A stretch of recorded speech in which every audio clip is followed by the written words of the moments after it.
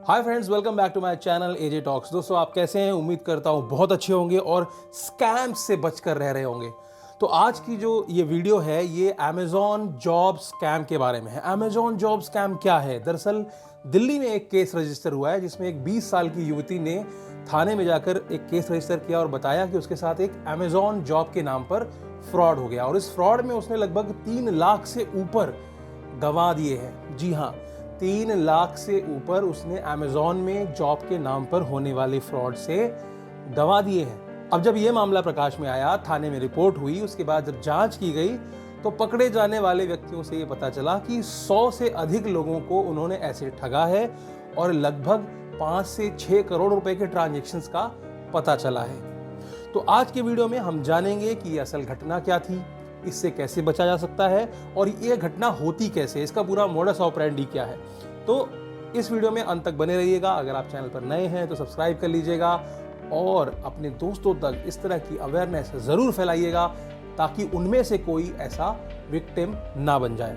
तो अब मैं आपको बताता हूं कि असल में हुआ क्या। अंकिता गर्ग नाम की एक 20 वर्षीय युवती ने दिल्ली के एक थाने में जाकर रिपोर्ट दर्ज कराई कि उसके साथ अमेजॉन जॉब स्कैम हो गया है। अब अमेजॉन जॉब स्कैम कैसे हुआ है? उसको एक एसएमएस के द्वारा इंटरनेशनल नंबर से एक अमेजॉन की जॉब ऑफर हुई, amazon.com की जॉब ऑफर हुई, नॉट .in। अब अमेजॉन की जॉब आपको अगर ऑफर हो रही है तो आप क्यों नहीं अप्लाई करेंगे? तो उसने क्या किया, अमेजॉन के उस लिंक पर जाकर के अपने प्रोफाइल अपडेट कर दी और अपने जॉब के लिए अप्लाई कर दिया। अप्लाई करने के बाद उसे बार बार व्हाट्सएप के थ्रू और कॉलिंग के थ्रू कई बार उसकी स्कैनिंग की गई, उससे तरह तरह के सवाल पूछे गए, बिल्कुल एक इंटरव्यू के तौर पर। और उसके बाद उसके हाथ में ऑफर लेटर थमा दिया गया। ऑफर लेटर थमाने के बाद उसे एक छोटा सा असाइनमेंट दे दिया गया कि आप इस पर काम कीजिए। अंकिता खुश हो गई कि वाह वाह, बहुत अच्छी बात है, मुझे तो जॉब मिल गई है। उसके बाद उन स्कैमर्स ने अंकिता को यह बताया कि आपको सैलरी के लिए एक वर्चुअल वॉलेट बनाना पड़ेगा। हम आपको एक लिंक भेज रहे हैं, वो आप डाउनलोड कर लीजिए और डाउनलोड करने के बाद आपको अपने बैंक्स वगैरह को उसके साथ एसोसिएट करना पड़ेगा ताकि हम जब पेमेंट डालें उस वॉलेट में तो वहां से सीधे वो आपके बैंक में चली जाए। अब अंकिता थी नादान, उसको पता नहीं था कि ये पूरी तरह से स्कैम में जाकर के फंस चुकी हैं। उन्होंने जाके वो वॉलेट को इंस्टॉल कर लिया और उसमें अपने सारी बैंक डिटेल्स को भी फिल कर दिया। इसके बाद क्या था, 3 लाख से ऊपर का अमाउंट उनके खातों से कट गया और उसके बाद वो स्कैमर्स रफू चक्कर हो गए। कुछ दिनों बाद जाके उनको मालूम पड़ा कि अमेजॉन में तो वो जॉब कर नहीं रही थी, वो जितना भी जो माया जाल फैलाया हुआ था वो कुछ फ्रॉडस्टर्स का था। अब आप सोचेंगे कि अंकिता इतनी आसानी से इसमें फंस कैसे गई।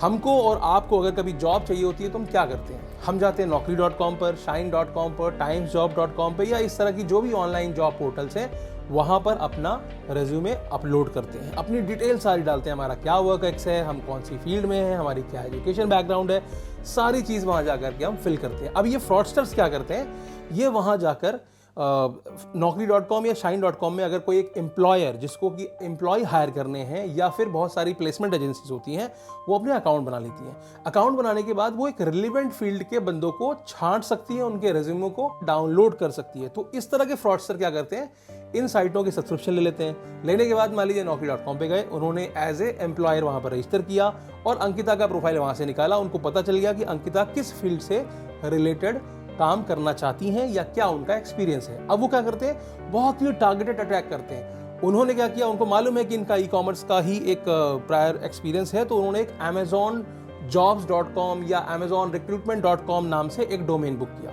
डोमेन बुक करने के बाद वो हूबहू एक अमेजॉन से मिलती हुई वहां वेबसाइट बनाते हैं और बहुत सारी चीजें उसमें अपडेट कर देते हैं। इसके बाद वो इस तरह की कई सारी प्रोफाइल्स को डाउनलोड करने के बाद उनको ईमेल के थ्रू, व्हाट्सएप के थ्रू, एसएमएस के थ्रू सीधा टारगेट करते हैं, डायरेक्ट टारगेटिंग करते हैं। अब चूंकि आपकी वो रिलेवेंट फील्ड है और आपने कभी ना कभी naukri.com पर या shine.com पर जॉब प्राप्त करने के लिए अपना रेज्यूमे अपलोड किया है, तो बहुत ऑब्वियस हो जाता है कि अगर इस तरह का कोई भी आपके सामने से अप्रोच करता है कि आपको इस पोस्ट के लिए जॉब अप्लाई करनी है तो आप उस पर यकीन कर लेते हैं बहुत आसानी से।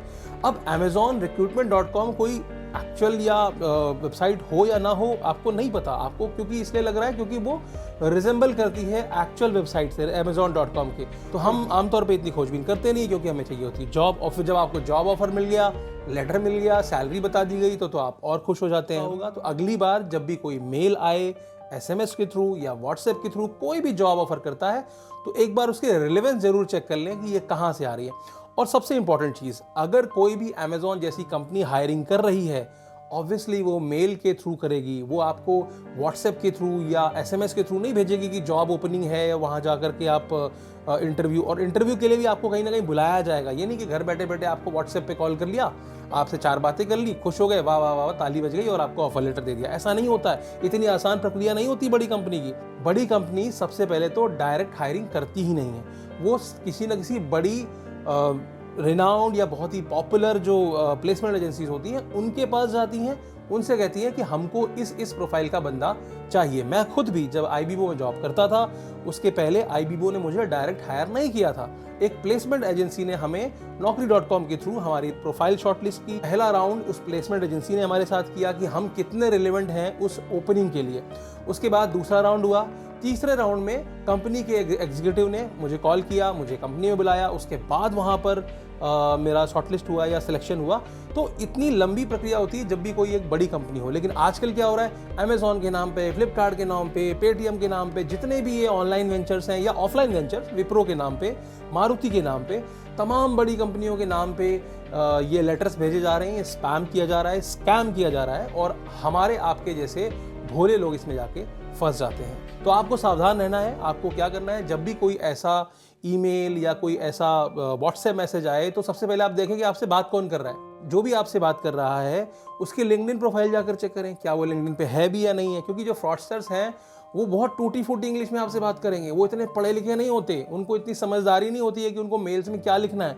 कॉपी पेस्ट रिप्लाई होते हैं उनके, वो सीधे जाते हैं गूगल पे सर्च करते हैं, वहाँ से लेटर डाउनलोड करते हैं, नाम चेंज करते हैं, लोगो लगाते हैं और आपको भेज देते हैं। तो ये पूरा अनप्रोफेशनलिज्म जो होता है वो झलकता है। तो जैसा कि मैंने आपको बताया कि वो लड़की सिर्फ 20 साल की थी, तो ऐसे में ये गलती बिल्कुल संभव है। आप कई बार इसमें जज नहीं कर पाते हैं। अगर आप जज नहीं कर पाते तो आप आसपास के लोगों को दिखाइए, बताइए, जो भी समझदार हैं, जो कि पुराने लोग हैं, उनसे एक बार जरूर कंसल्ट कीजिए किसी भी इस तरह की कंपनी में इंटरव्यू देने से पहले या ज्वाइन करने से पहले। तो अब इस केस में क्या हुआ, आपने देखा कि जब उस लड़की को सबसे पहले तो उसकी इन्फॉर्मेशन चुराई कहाँ से, जॉब्स वेबसाइट से, जॉब पोर्टल से।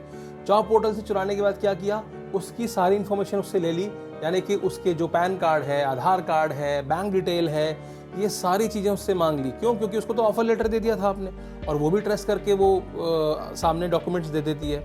तो सबसे पहली चीज़ उसकी क्या चुराई, उसके डॉक्यूमेंट्स चुरा लिए। अब इसका इस्तेमाल वो कहीं तीसरी जगह कर सकते हैं। हो सकता है कोई बैंक अकाउंट खुल जाए आपके नाम से, हो सकता है कोई सिम इशू करा ली जाए आपके नाम से, तो ये भी हो सकता है। तो पहला फ्रॉड तो वो है। दूसरा फ्रॉड क्या है, उन्होंने एक वर्चुअल वॉलेट बनाया, उसके बाद आपके अकाउंट में जो पैसे थे वो भी उन्होंने साफ कर दिए। तो दो तरफ से आपको टारगेट किया जा रहा है, आपके डॉक्यूमेंट्स भी चोरी किए जा रहे हैं, पैसा नहीं होगा, कम से कम डॉक्यूमेंट्स तो मिल गए। और एक टाइम पे आप अकेले विक्टिम नहीं होते हैं, आपके जैसे सैकड़ों लोगों को वो एक ही टाइम पर ऐसे घुमा रहे होते हैं। जो फंस गया, जो नहीं फंसा कोई बात नहीं, तो वो लाखों की संख्या में स्पैम करते हैं लोगों को, और उसमें से जो भी 2, 4, 10, 15, 20 लोग फंस जाएं, उनसे वो स्कैम कर लेते हैं।